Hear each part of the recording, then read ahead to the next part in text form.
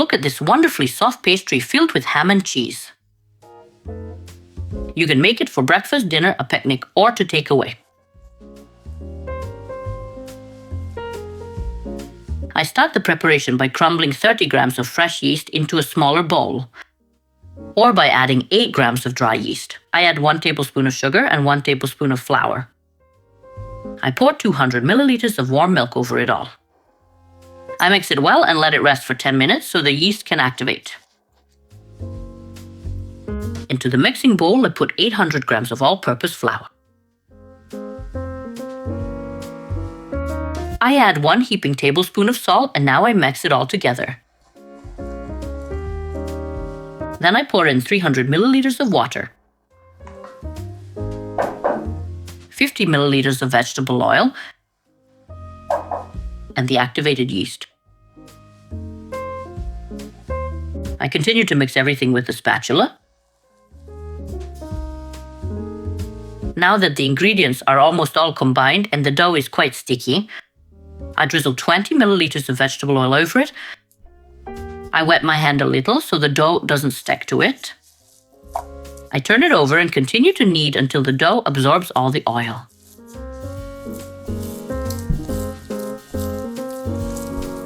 That will happen very quickly, and the dough will become sticky again. I'll sprinkle a little flour on the counter. I'll take out the dough, and then I'll knead it a bit more here. More precisely, knead it fully.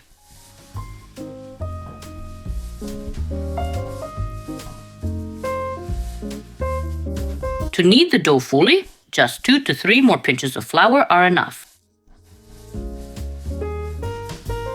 It should remain nice and soft like this. Now I'm going to round it off, and then I'll divide it right away into 12 parts. Into 4, and then each one into 3. Sprinkle your work surface with flour, and then take these pieces of dough one by one and shape them into little balls. You can do it like this in your hand, or you can do it like this on the table, whichever is easier for you.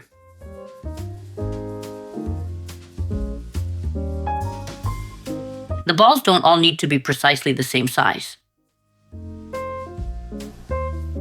Let them be approximate. When we finish the last ball as well, we sprinkle them with flour.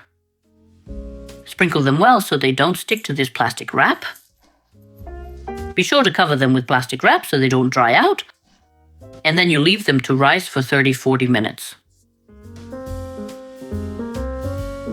Meanwhile, melt 200 grams of margarine or butter.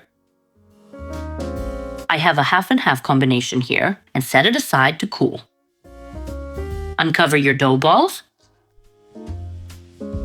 Roll them a little in the flour.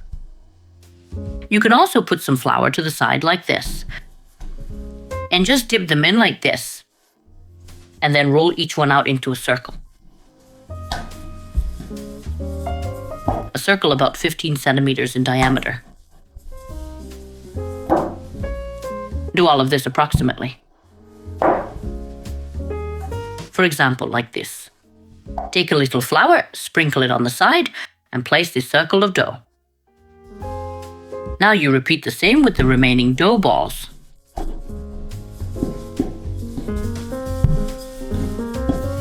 And that's it, we've done the last one too. We'll put it aside as well, and now we need a tray. Put some flour on the tray, then take the first piece of dough that seems to you to be the largest.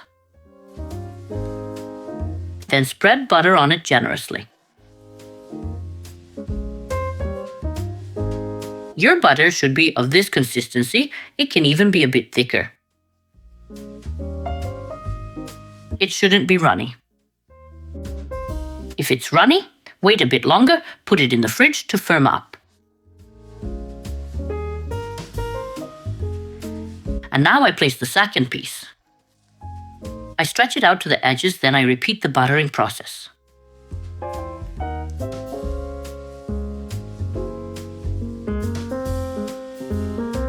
I will keep doing this until I use up both the dough and the butter.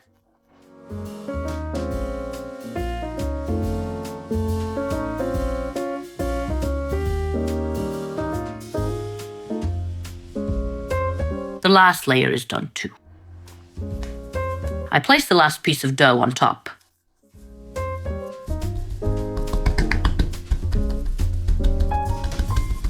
I even it out nicely.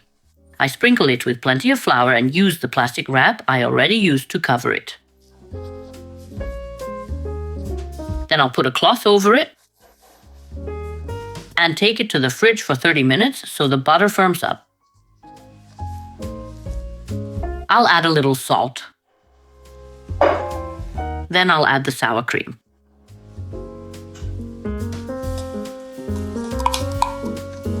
This one small container of sour cream is enough. I have 150 grams of cheese and about 300 grams of salami.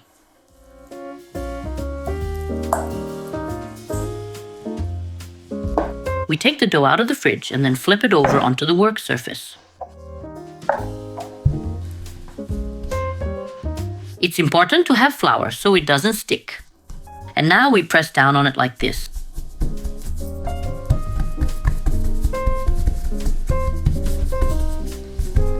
Then we sprinkle it with a bit more flour, and then we flip it over.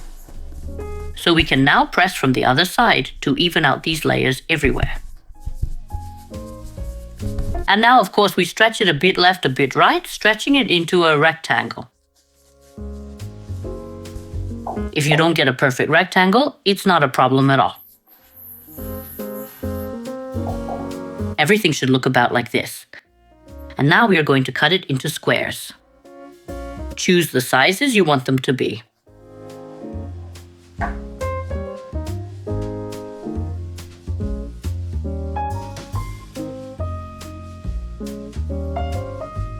On each of these squares, we place the filling.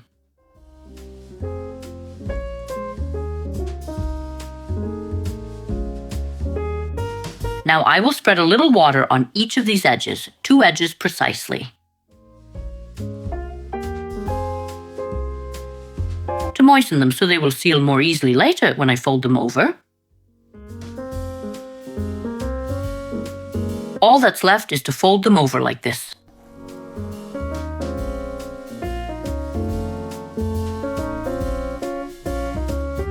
I arrange the pastries on a lined baking sheet, cover them with a cloth and let them rest for 20 to 30 minutes. When the pastries have rested, we beat 1 egg and then we brush them with it.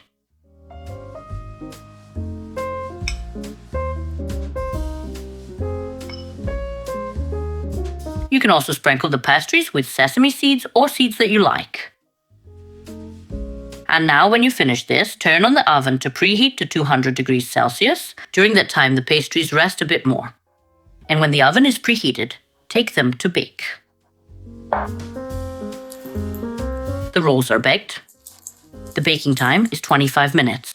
As soon as they are baked, you can, but don't have to, brush them with a little oil. I let them rest for a few minutes, so I'll show you how they look. Because my kids said they're coming, and now they're going to devour these. Look at how wonderfully soft this is. Beautiful.